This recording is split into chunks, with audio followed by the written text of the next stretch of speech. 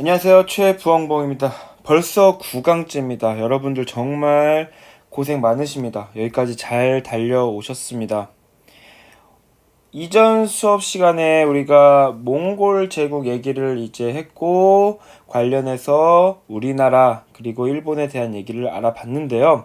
오늘은 유학과 불교라는 단원을 이제 들어가게 될 겁니다. 여러분들이 보고 있는 지금 화면에 선생님이 그 유학과 불교 관련한 개념들을 이렇게 정리를 해봤는데, 이 그림을 여러분들이 잘 마음속으로 인식을 하시고 접근을 하셨으면 좋겠어요. 여러분들이 역사를 좋아하는 친구도 있고 안 좋아하는 친구도 있겠지만, 여기까지 장하게도 열심히 달려오셨고, 이 동아시아사 과목에서 일반적으로 여러분들이 첫 번째 고비라고 부를 수 있는 부분이 이제 오늘 배울 유학과 불교 부분입니다. 그러나 방금 말한 일반적으로 첫 번째 고비라고 하는 부분이라는 것은 아주 선생님이 학생들을 보면서 느낀 거지만 참 안타까운 부분도 있었어요. 너무 완벽히 이해를 하려고 하고 알아야 된다는 그런 강박관념? 그런 것 때문에 그렇습니다. 말 그대로 오늘은 약간은 종교 또는 학문적인 내용을 해볼 텐데, 이 수업을 들음에 있어서 우리는 역사 수업이다, 즉 동아시아사 수업이다라는 것을 계속 인지해야 됩니다. 즉 앞으로 이제 여러 가지 학문의 내용, 종교의 내용 이런 걸 배울 텐데, 그 내용에 깊이 있는 자세한 내용은 예를 들면 윤리와 사상 시간에 배우거나 여러분들이 이 대학교 가서 요 관련 전공을 배우거나 할 때 배우게 될 겁니다. 우리는 이것을 역사적으로, 즉 우리가 역사하면 뭐가 떠오릅니까? 어떤 국가가 생기고 멸망하고 다시 생기고 싸우고 요 과정, 이런 흐름 속에서 요런 종교와 학문이 어떤 역할을 했고 영향을 끼쳤는지 그런 데 초점을 맞추셔야 된다는 말입니다. 그렇다면 첫 번째 고비가 아니라 아주 여기를 발판 삼아서 동아시아사를 보다 더 재밌게 여러분들이 배울 수 있을 것입니다. 너무 서두가 길었는데요. 그만큼 여러분들이 좀 걱정을 하고 있는 부분이라는 거 예상을 하고 있습니다, 이미. 그러니까 차근차근 선생님과 함께 따라와 볼 테니까 선생님이 언급을 할 거예요. 이런 거 몰라도 됩니다라고. 그렇지만 오늘은 가르쳐 드립니다 라고 말을 할 거예요. 실제로 그러면 그런 것까지는 몰라도 됩니다. 이제 알아둬야 할 것만 여러분들이 잘 알아두시면 좋겠습니다. 알겠죠? 자, 요 그래프 이렇게 있고, 여러분들의 교과서 단원으로는 유학과 불교, 요 유학이라는 것과 불교, 요렇게 두 개를 대표적으로 이제 나올 겁니다. 대표적으로 이제 개념으로. 즉, 우리가 동아시아사 거의 첫째 시간에 얘기를 했을 텐데, 동아시아사 국가들이 많은 역사를 이제 흘러오면서 서로 공유하는 문화가 있다. 대표적인 게 바로 여기 있는 유학, 그리고 불교 또는 율령이 되겠고요. 또 뭐가 있었죠? 조공 책봉 관계가 아주 동아시아만의 특징적인 외교 관계였고요. 또 뭐가 있었죠? 한자, 이런 것들. 그러니까 그런 문화 중에 대표적인 문화, 유학과 불교, 그리고 율령까지 얘기를 해본다는 말입니다. 아마도 오늘은 불교 얘기 말고 유학, 율령, 성리학, 요렇게 세 가지를 먼저 언급을 해 드릴 겁니다. 차근차근 들어오겠습니다. 자, 바로 넘어갈게요. 오늘은 조금 이제 설명할 게 많아서 선생님이 필기를 좀 많이 할 거고, 여러분들도 잘 따라오셔야 되고요. 이미 필기가 되어 있는 부분도 있을 겁니다. 잘 들어보세요. 먼저 유학이라고 나와 있는데, 자, 앞으로 가볼게요. 이 단원의 가장 중심이 되는 개념, 유학이라는 학문, 여러분들이 이제 좀 뭉뚱그려서 애매하게 들어보셨을 텐데, 그 유학이라는 거에 대해서 흐름을 간단하게 우리가 알아보면서 아까 요 그림에서 봤던 성리학까지 이루어지는 흐름을 살펴보겠습니다. 말 그대로 유학이라고 하는 것은 학문입니다. 학문의 한 종류입니다. 앞에 유자가 들어가는 학문이 되겠습니다. 여러분들이 그럼 이쯤에서 이제 바로 느낌 오실 거예요. 교과서를 공부하다 보면 또는 문제집을 풀다 보면 유학이라는 말도 등장하고 유교라는 말도 등장하고, 여러분도 혹시 제사 지내는 집안 계신가요? 또는 제사 지내는 거 본 적 있나요? 그 제사 지내는 것도 생각이 나실 테고요. 요 두 가지 개념부터 여러분들이 구분하는 것부터 벌써 혼란에 빠질 겁니다. 여러분들은 대한민국 고등학생이라면 우리 고등학교 수업, 고등학교 교육 과정 내에서는 보세요. 같은 의미로 봐도 됩니다. 알겠죠? 물론 다릅니다. 다르죠. 조금만 다른 차이점을 말씀드리자면 유학이 훨씬 큰 범위예요. 이제 앞으로 말하게 될 여러 가지 특징을 가지는 이런 학문을 통틀어서 유학이라고 하고, 시간이 지나면서 조금씩 이런 유학 정신, 이 유학 학문을 바탕으로 종교적인 모습을 띠는 것을 조금 더 나아가서 유교라고 부르는 겁니다. 종교적이라고 하는 것은 마치 우리가 제사를 지내는 것처럼 그런 이제 죽은 사람을 위한 그런 종교적인 모습들을 말하는 겁니다. 그렇지만 이 여러분들이 공부를 할 때 유학과 유교를 섞어서 막 써도 되고요. 똑같은 의미로 봐도 된다라는 얘기입니다. 조금 이따가 배울 성리학이라는 것도 아까 요 그래프 봤죠? 여기서 이제 나오게 되는 흐름이 있을 텐데 조금 이제 거기서 다른 점을 한 번 더 언급을 할 겁니다. 즉, 이 얘기가 어떻게 흘러가는지를 한번 따라와 보겠습니다. 한 번만 더 강조할게요. 우리는 윤리와 사상 과목이 아닙니다. 여러분들 그 과목을 선택한 친구들은 그 윤리와 사상 과목을 통해서 보다 더 자세히 이 학문의, 이 이념의, 이 종교의 성격을, 특징을 알게 되실 겁니다. 그러나 우리는 동아시아사 과목입니다. 즉 역사적인 흐름에 중점을 맞춰서 따라오셔야 됩니다. 알겠죠? 자, 이 유학이 탄생한 얘기부터 해보겠습니다. 바로 춘추 전국시대라고 이렇게 적혀 있는데요. 춘추 전국시대 때 이 유학이라는 학문이 만들어집니다. 즉, 이 유학의 아주 초기 모습, 초창기, 원시 유학이라고도 하는데요. 초기 유학이 탄생을 한다라고 우리가 알아두면 되겠습니다. 탄생, 시작됐다라는 겁니다. 요 춘추 전국시대 기억나시나요? 그 하상주 춘추 전국. 주나라가 동쪽으로 수도를 옮긴 이후에 막 복잡한 시대, 그때 똑똑한 사람들이 막 등장한다고 했죠. 제자백가. 그런 와중에 여러분 들어보셨을 거예요. 공자님, 맹자, 순자, 이런 사람들, 순자까지 적을까요? 이런 사람들이 이제 공통적으로 인간의 도덕성을 강조하고 나라에 충성을 다하고 또는 부모님께 효도하고 이런 것들이 중요한 가치다 인간 사회에 라고 주장하는 학문이 만들어지고, 이 학문이 바로 유학입니다. 아주 초기의 모습입니다. 이런 사람들을 이제 일컬어서 유가라고 불렀죠. 유가. 가문 마치 가족처럼 하나의 학파를 이룬다는 겁니다. 유가 말고 또 뭐가 있었죠? 우리 배운 거? 법가도 있었고 묵가도 있었고요. 요게 바로 춘추전국시대 때 유학이 탄생했다는 얘기입니다. 춘추전국시대를 누가 통일했죠? 이제 여러분들이 이제 반복적으로 이 흐름을 계속해서 인식을 해야 됩니다. 춘추전국, 그 다음 등장한 나라가 뭐죠? 바로 진나라죠. 진나라는 진시황제 때 만리장성 세우고 짧게 망하죠. 그쵸? 물 좀 마시겠습니다. 짧게 망하고, 특히 진나라 때는 이 유학을 탄압했죠. 기억하십니까? 분서갱유라고 해서 유학을 탄압하고 뭘 강조해요? 법가를 강조하죠. 법가. 유가를 탄압하고, 그런 과정에서 이 유학의 흐름이잖아요. 지금 우리가 진나라 때는 유학 관련해서 탄압받은 내용밖에 없습니다. 그리고 등장하는 한나라, 한고조 유방이 건국한 한나라 때 유학이 매우 중요해집니다. 특히 한나라 무제 때 기억을 하실까요? 한무제 동서남북으로 영토 확장 엄청나게 했었잖아요. 그렇죠? 고조선도 멸망시키고. 이 한무제 때 이 유학이, 선생님도 유학과 유교를 막 섞어서 쓰겠습니다. 여러분들도 섞어 쓰셔도 돼요. 국가를 운영하는 통치 이념으로서 채택이 됩니다. 그 배경에는 아까 언급한 내용이 들어갑니다. 이 유학의 기본 정신이 충성하는 것, 나라에 충성하고 임금, 황제에 충성하는 정신이 아주 한무제가 왕권을 강화하는데 아주 딱 들어맞는 거예요. 또한 이런 것도 있습니다. 천명사상이라고, 하늘의 명을 받은 사람이 나라를, 세상을 다스리는 건 당연하다라는 거. 나는 황제다, 천자다, 하늘의 명령을 받았다, 내가 니네를 다스리는 건 당연한 거야 라고 하는 이 유학 정신이 아주 국가를 통치하고 운영해가고 이끌어가는 데 도움이 됐던 겁니다. 그 과정에서 동중서라는 사람의 건의도 등장하고요. 사료 좀 키워드 위주로 적을게요. 쭉쭉. 그리고 한무제 때 이 유학, 유교를 국가에서 공식적으로 인정을 하는 겁니다. 국교화했다 또는 공인을 했다라고 보시면 되겠습니다. 이런 게 다 한나라 때 이루어지는 일들입니다. 그러면서 최고 교육기관, 유학을 가르쳤던 최고 교육기관인 태학을 설립하고, 이 유교 지식이 충분한 사람들을 관리로 채용하는 제도까지도 시행을 합니다. 한나라 때. 향거리선이라고 하는 그 관리 채용 제도까지 이 유학 정신을 바탕으로 채택을 했다. 점점 유학이라는 학문이 이렇게 나라의 아주 중요한 그 통치 이념으로서 자리 잡았다라는 얘기가 되겠습니다. 그러다가 자 진한 삼국 위진남북조 노래 기억하시나요? 하상주 춘추전국 진한 삼국이 나와야 되겠죠?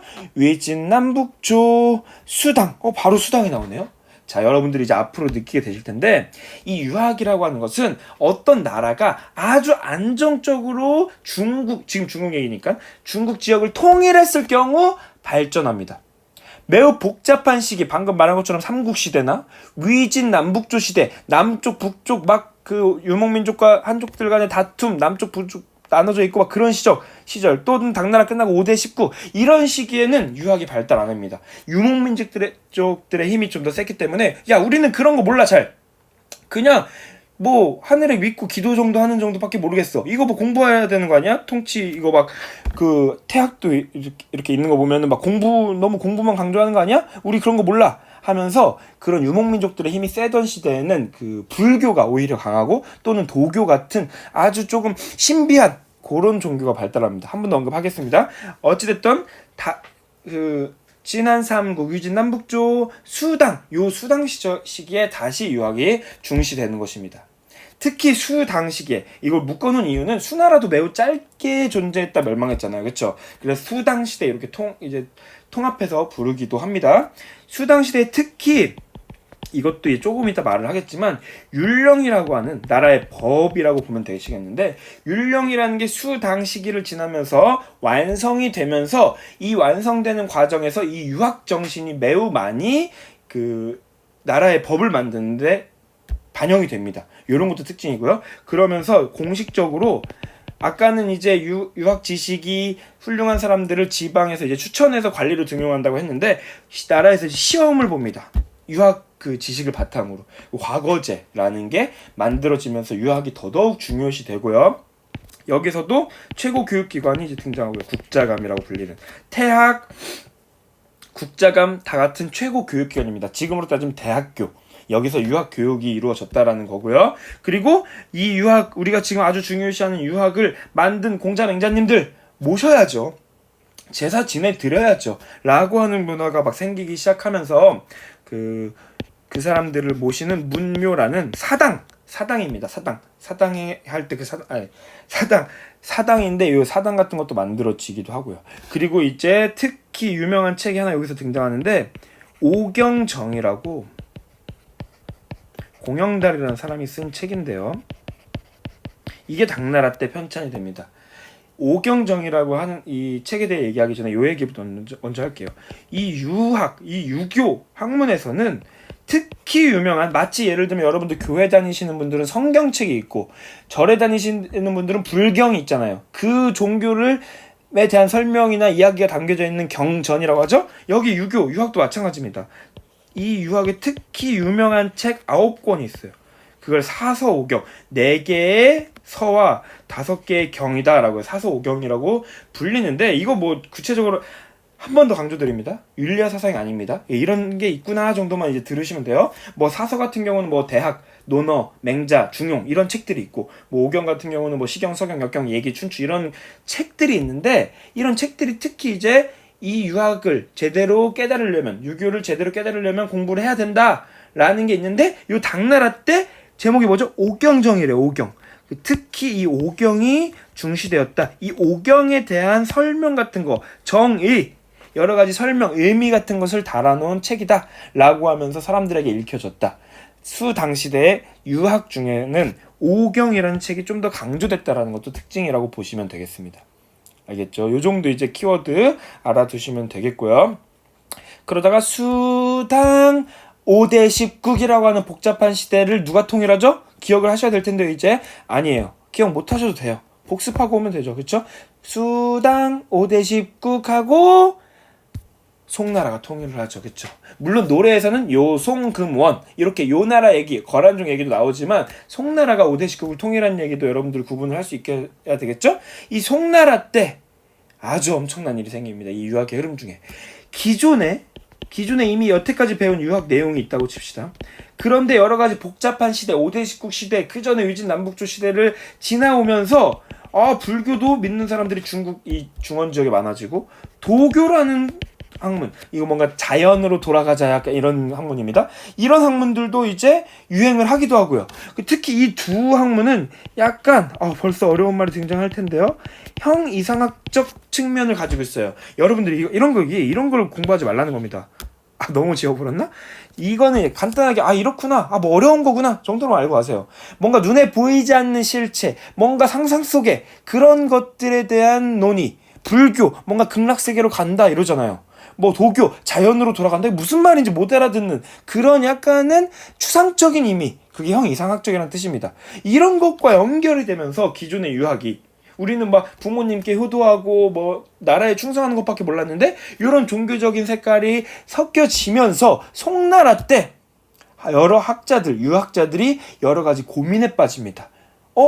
불교가 사람들한테 인기 많은 이유가 뭘까? 도교가 사람들한테 인기 많은 이유는 뭘까? 막 고민을 하면서 우리도 이런 뭔가 보이지 않는 부분에 대한 연구는 좀 소홀했던 거 아닌가? 라고 유학자들이, 유교를 공부하는 사람들이 생각을 하면서 이런 고민에 빠집니다. 인간의 본성은 무엇일까? 무엇인가? 라는 여러분들 이 물음들을 너무 완벽히, 여러분 나도 이런 물음을 해볼까? 너무 그렇게 하지 마시고 이 사람들, 천재 같은 사람들이 이런 옛날에 생각을 했다는 것입니다. 인간의 본성은 무엇일까? 또는 막 우주, 만물은, 이 세상은, 어렵죠? 자, 그냥 그렇구나 하면서 넘어가시면 되는 부분입니다. 시험에는 어떻게 나오는지 또 언급이 될 겁니다. 어떻게 만들어졌나? 신기한 거예요. 이 세상이 어떻게 창조가 되었나, 이런 걸 고민하는 겁니다. 만들어졌는가? 자, 이런 고민을 막 하면서 유학자들이 이것을 설명하기 위해서 여러 가지 새로운 이론도 만들어내고 여러 가지 이제 토론을 막 하고 그러기도 합니다. 즉 이런 질문에, 이런 물음에 설명을 하기 위해서, 설명이 가능한 아주 보편적인, 저런 물음에 한마디로 대답할 수 있는 보편적인 정답은 없을까? 정답, 그걸 원리라고 부릅니다. 원리를 탐구하기 시작하는 겁니다. 세상에 만들어진 규칙 같은 거 없을까? 라고 하는 겁니다. 그러면서 이 사람들 이름까지는 몰라도 됩니다. 송나라 때 주돈이, 정호, 정의, 이런 사람들이 여러 가지, 이제 다 유학자입니다. 여러 가지 자신의 이론 또는 연구를 바탕으로 이 세상을 설명을 하려고 노력을 한다는 말입니다. 그러면서 결론에 도달합니다. 여러 유학자들이 내린 결론, 바로 이겁니다. 인간의 본성이 곧, 즉는 세상 만물의 원리이다 라는 결론, 명제를 만들어냅니다. 이 명제가, 결론이 났는데도 여러분들은 지금 뭔 소리야 하실 겁니다. 그렇구나 하시면 되겠습니다. 좀 설명을 이제 덧붙여 주자면, 여러 가지 지금 우주가 만들어지는 원리가 세상이 돌아가는 이 원리, 가장 기본적인 이 법칙, 규칙이 각각 우리 인간 내에 있고 인간의 본성이랑 똑같다라는 겁니다. 이렇게도 어렵죠? 차근차근 얘기를 해볼게요. 이런 인간의 본성이 곧 원리라고 하는, 요, 성, 즉, 리라고 하는 이런 개념이 송나라 때 탄생했다. 여러분들이 이걸 기억하시면 되는 겁니다. 성즉리가 송나라 때 탄생했다. 이걸 완벽히 이해하려고 하는 것보다 이게 송나라 때 있었다라는 게 중요한 겁니다. 알겠죠? 그러면서 아까 말했던 여러 학자들의 의견들을 이제 최종적으로 모아서 집대성, 완성을 하는 사람이 등장합니다. 그 사람이 바로 그 유명한, 이 사람은 꼭 기억을 하셔야 됩니다. 주희입니다.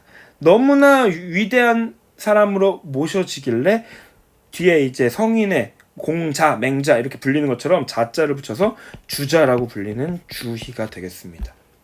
이 사람이 이 여러 송나라 때 이루어진 여러 논의들, 이 여러 탐구들, 연구들을 다 끌어 모아가지고 기존의 유학과는 좀 다른 새로운 유학을 만들어내는 겁니다. 이 유학의 이름이 바로 아까 위에서 봤던 성, 즉 리. 인간의 본성이 중요하고 그것이 바로 이 모든 세상의 원리다, 규칙이다, 법칙이다라고 강조하는 성, 리, 학이 이렇게 탄생을 하는 것입니다. 아까도 말했지만 유학의 흐름이 이제 이렇게 발전을 하는 거잖아요. 그렇죠? 신유학이라고도 부르고요. 또는 본인의 이름을 따서 우리 이제 후대 사람들이 붙여준 거겠죠. 주자학이라고도 부르는 이 성리학이 탄생하는 겁니다. 그러니까 아까 처음 이제 화면에서 봤던 유학과 성리학 분명히 다른 거죠. 그러나 이어져 있다라는 것까지 여러분들이 흐름으로 알아두면 되겠고, 이게 바로 송나라 때 일어나는 일들이라는 겁니다. 이 주자 같은 경우는 모든 이념들을 이제 다 끌어모았다고 했는데, 그러니까 결국 중요한 것은 이 본성을 아주 깨끗하고 완벽하고 훌륭하게 우리가 갈고 닦아야 되는 게 가장 중요한 거다라고 주장을 계속 하는 겁니다. 그러기 위해서 본성을 위해서 여러 가지를 수행을 해야 되는데, 그 수행 방법으로 두 가지를 제시를 합니다. 거경궁리라고 하는 방법과 경물치지입니다. 어려운 말들이 정말 많이 등장하죠. 이것도 뜻은 설명해 주겠지만 다 몰라도 됩니다. 그러니까 이런 워딩, 용어가 등장했다는 게 중요한 겁니다.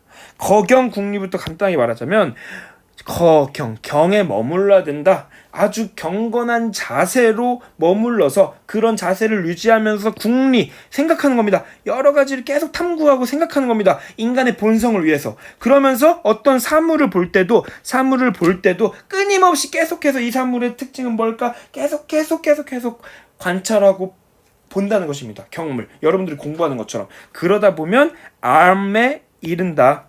그런 걸 깨닫게 된다. 라는 겁니다. 그 본성을 회복하게 된다라는 게 얘기입니다. 알겠죠? 여러분들 아마 이 내용이 상당히 어려워서 여러분들 교과서 제가 알기로는 이 부분에 만화 같은 걸로 표현이 되기도 했었을 텐데요. 이것을 완벽히 이해하는 게 중요한 게 아닙니다. 그건 윤리와 사상 시간에 하시고요. 이런 용어가 등장했다라는 게 중요한 겁니다. 그러면서 주인은 이런 것들을 우리가 깨닫기 위해서, 본성을 회복하기 위해서 책을 많이 읽어야 된다. 공부를 많이 해야 되고 생각을 많이 해야 된다라고 하면서 사서라는 유교 경전 중에 사서라거나, 아까 언급했었죠?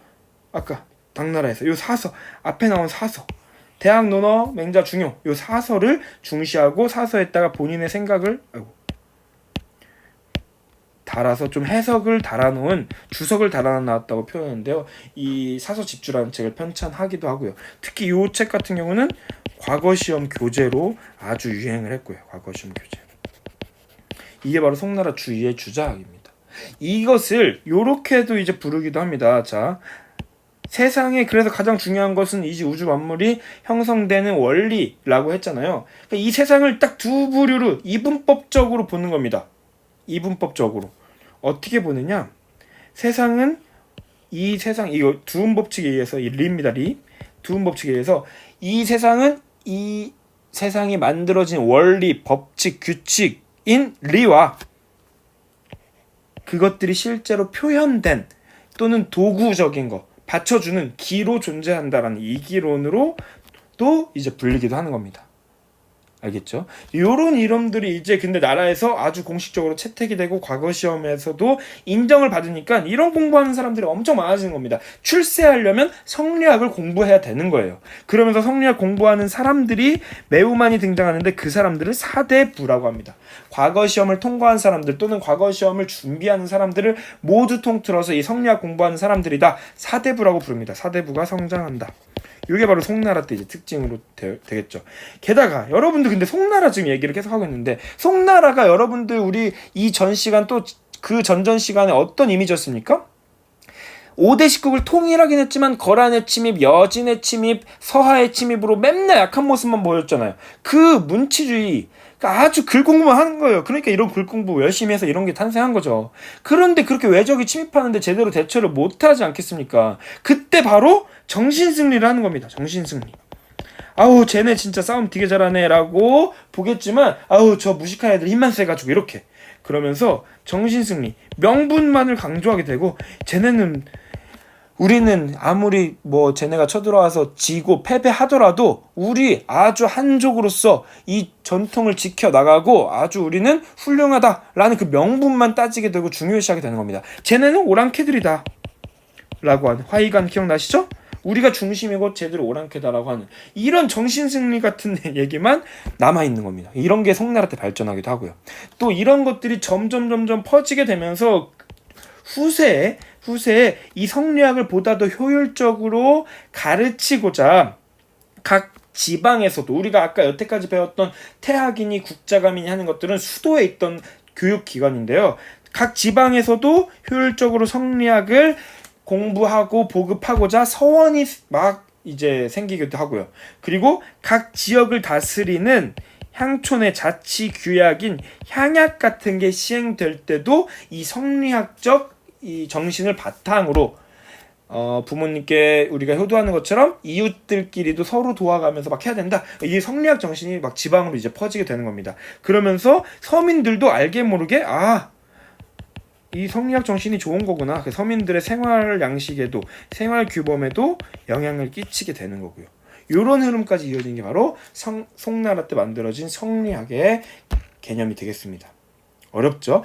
여러분 잘 보세요. 이런 거에 막 중요하다는 얘기 아닙니다. 이거 너무 과감한 퍼포먼스인가요? 이런 그냥 이 개념이 요때 나왔다 이런 게 중요한 겁니다. 어떤 사람이 등장했고요. 알겠습니까? 자, 이걸 완벽히 이해하는 게 중요한 게 아닙니다. 알겠죠? 자, 넘어갈게요. 그리고 이제 이어지는 송나라 이후에 몽골이 세웠던 원나라 때는 아무래도 원나라 그 몽골족 북방 유목민족들의 국가잖아요. 그래 아무래도 성리학이 크게 발전하지 못하고 근근히 유지만 되는데 과거 시험 교재로 채택되는 정도 성리학이 이제 살아남았고 명나라로 다시 한족의 국가가 수립이 되었을 때 상당히 중요해집니다. 과거 시험에 채택되는 건 당연하고요. 아주 이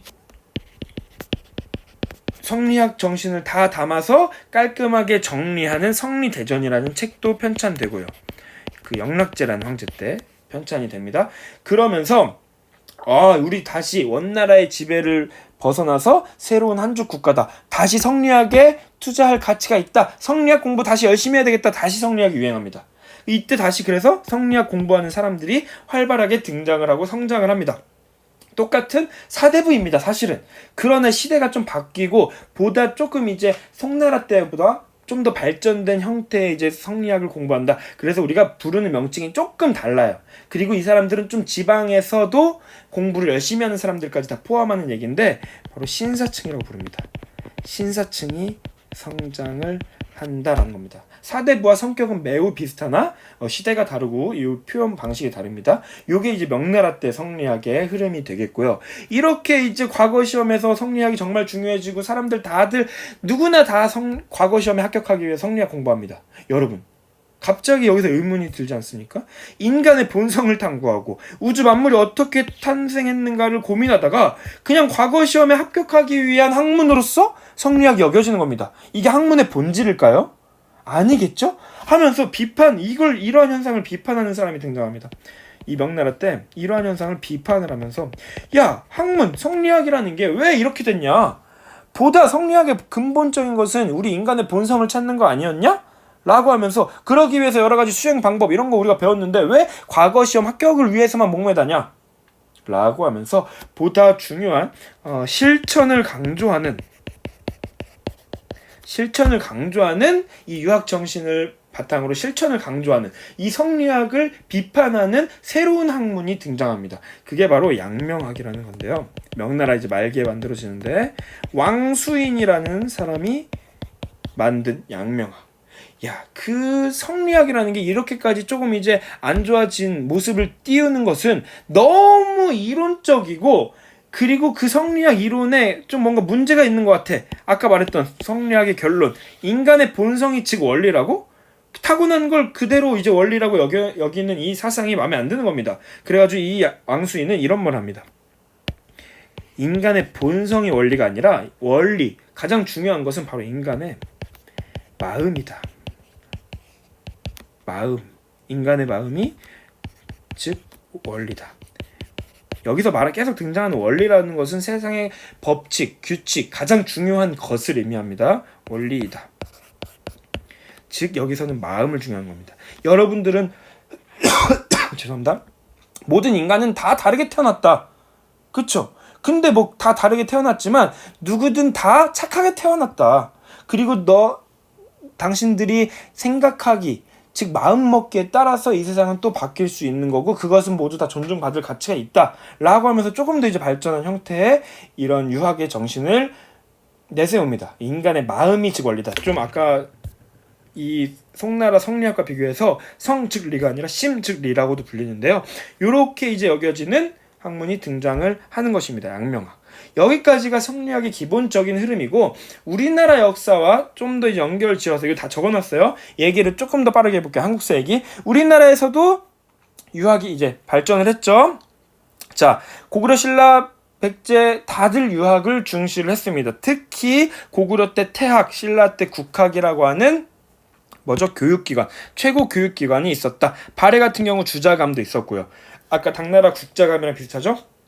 그 신라 같은 경우는 통일신라 때인데 독서상품과라고 해서 관리들에게 지금의 여러분들 독후감 쓰는 거랑 비슷한 겁니다. 비슷한 건 아니고 면접 같은 건데 유교 경전을 얼마나 잘 공부했고 잘 알고 있는지를 테스트해가지고 상중하로 나눠가지고 월급을 조금 더 주는 겁니다. 뭐 이런 식으로 이제 시행을 하기도 하고요. 그러면 여기서 좋은 이제 등급을 받으려면 유교 공부 열심히 해야 되겠죠? 즉 나라에서 유교를 중시했다는 거죠.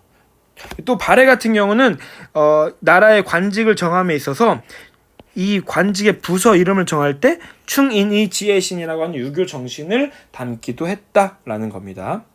알겠죠? 이런 얘기 등장하고요. 그리고 이제 고려 시대로 넘어가면서 유학과 관련된 얘기만 지금 뽑아서 하는 겁니다. 우리가 알고 있는 한국사 내용에서 유학과 관련된 얘기를요. 광종 같은 경우 아주 훌륭한 왕이었죠. 자, 왕권 강화를 위해서 노비 안건법도 실시했고 과거제를 실시하죠. 이 과거 시험이라는 거, 여기서 여러 가지 이제 우리나라 역사 속에서 과거 시험을 볼 때 유학 정신을 묻게 되고 유학 공부를 한 사람들을 뽑으면서 유학 정신이, 유교 정신이 나라의 관리들에게 보다 더 빠르게 보급이 되는 거죠. 지금 여러분 계속 이제 우리가 배웠잖아요. 과거 시험에서 유교 정신이 채택되었다는 얘기입니다. 그러고 광종 이후에 성종도 기억하시나요? 최승로의 시무 28조 건의상, 이 사람이 유학자입니다. 유학자. 유교 공부를 한 사람. 우리는 인간의 정신을, 고려시대 사람들의 정신을 의지하고 이제 지배하는 것은 불교이지만, 불교 국가지만 나라를 통치하는 데 있어서는 유교가 상당히 중요합니다. 중국을 보십시오 라고 하는 겁니다. 그러면서 이 성종 때부터 본격적으로 유교 통치 이념이 적용이 됐고요. 우리도 고려시대 최고 교육기관 국자감이 있었고, 성리학이라고 이제 유학이 발전한 송나라 때 만들어진 성리학이 원간석기 때, 원나라 때 고려에 전파가 된다라는 겁니다. 이 성리학을 배워온 사람들을 아까 사대부, 우리나라에선 신진사대부라고 부르는 겁니다. 정몽주, 정도전 또는 이들의 스승 이색, 이런 사람들이 성장을 하고요.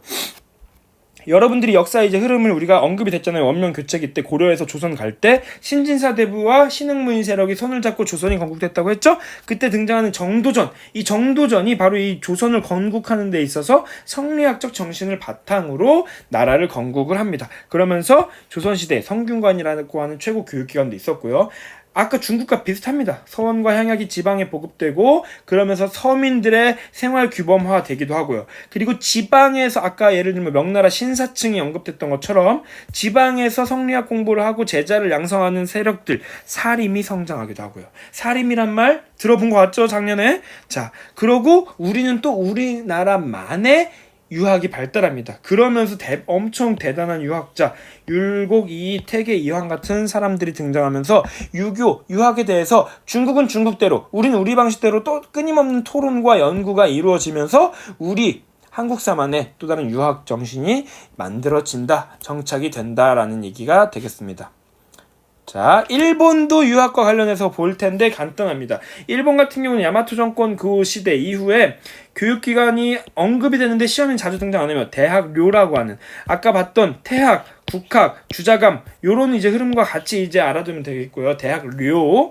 그리고 일본에서는 이제 가마쿠라 막부 때, 여러분이 가마쿠라 막부 지금 어디 와 있는지 아시겠습니까? 막부라는 얘기 처음 등장했다고 했죠?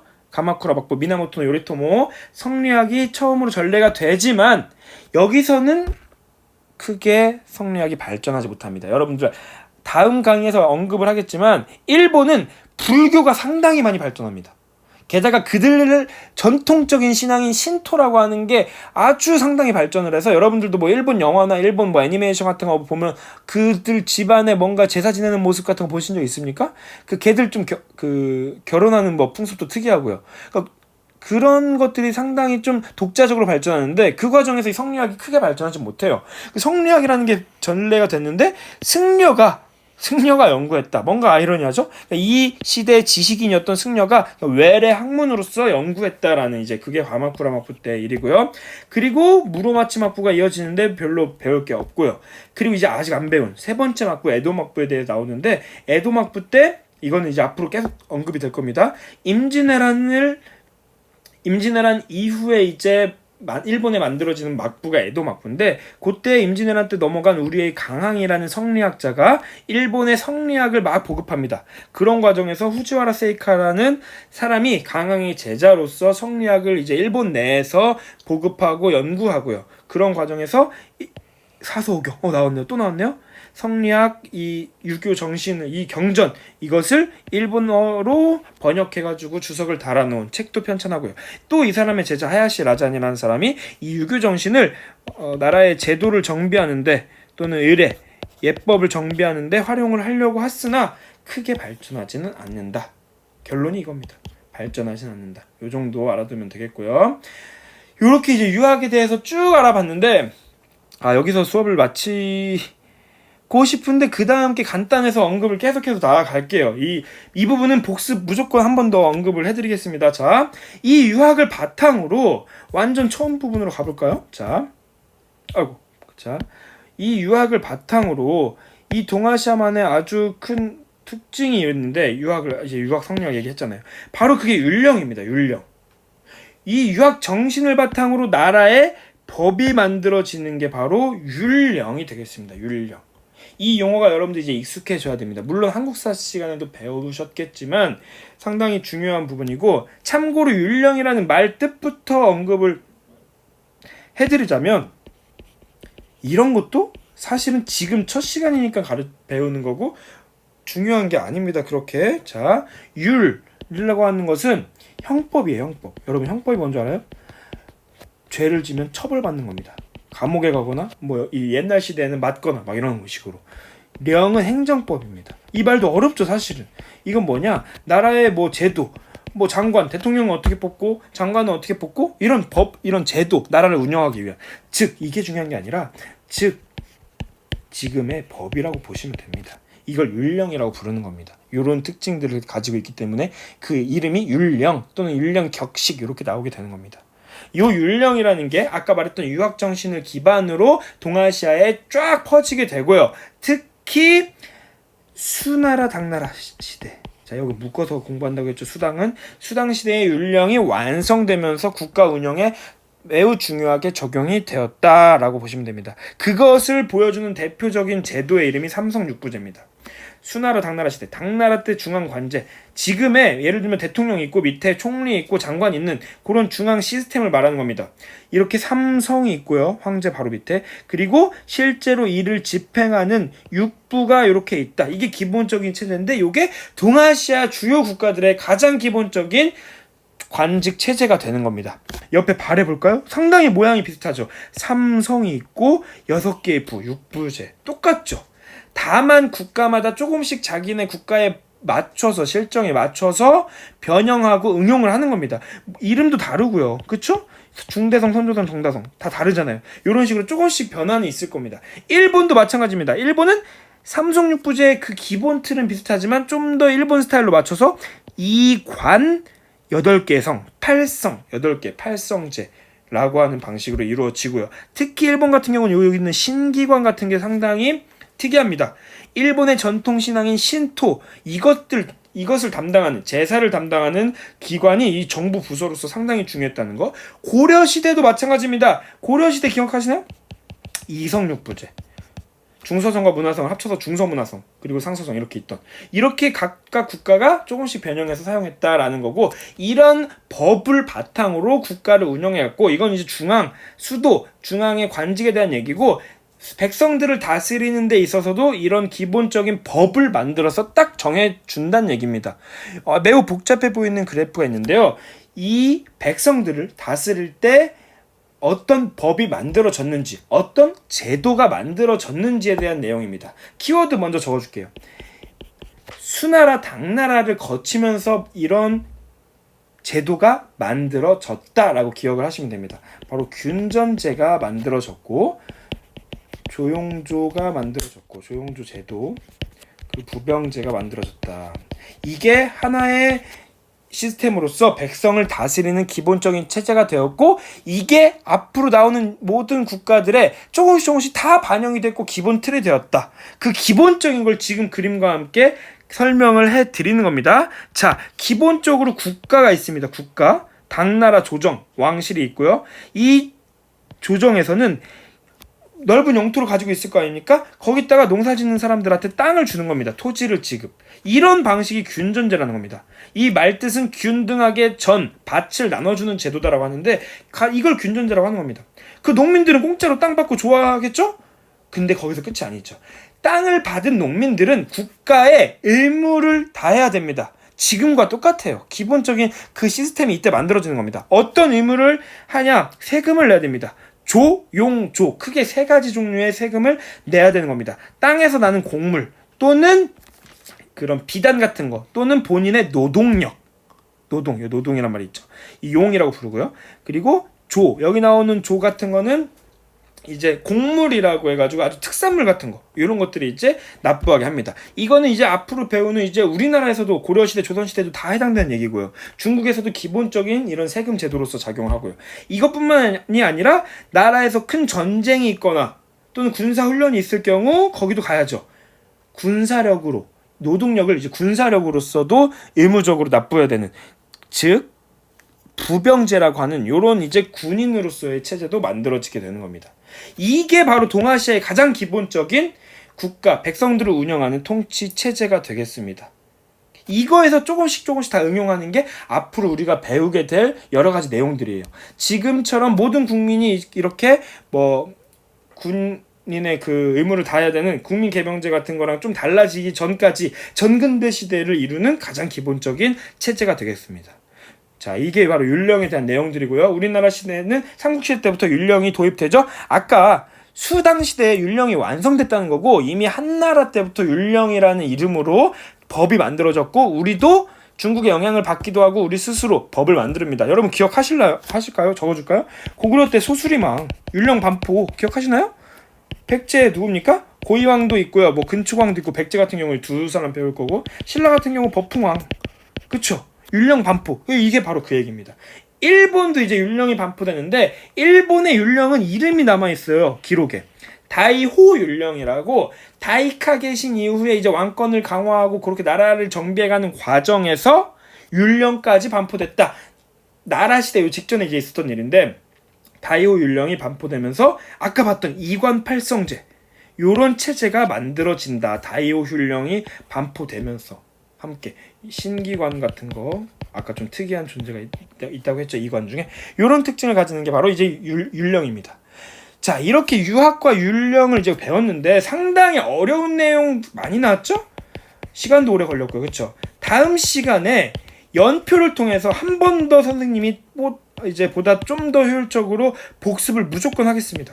그렇게 하고 불교를 가도록 할 겁니다. 그러니까 오늘 배운 내용 이제 복습을 하고, 아까 말한 거 윤리와 사상이 아닙니다. 어느 시대에 누가 무슨 일을 했는지 이런 거에 좀 집중을 해서 공부를 하시길 바라겠습니다. 자, 오늘도 들어주셔서 감사하고요. 다음 시간에 찾아뵙도록 하겠습니다. 자, 안녕히 계세요.